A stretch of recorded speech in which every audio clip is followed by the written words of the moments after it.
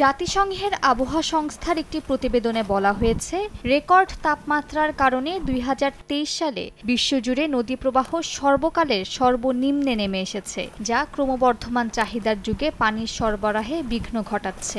সোমবার বিশ্ব আবহাওয়া সংস্থা বা WMOর প্রকাশিত state of global water resources report অনুসারে টানা ৫ বছর নদী এবং জলাধারের প্রবাহ স্বাভাবিকের নিচে থাকায় বিশ্বব্যাপী পানি সরবরাহের উপর গুরুতর চাপ সৃষ্টি হয়।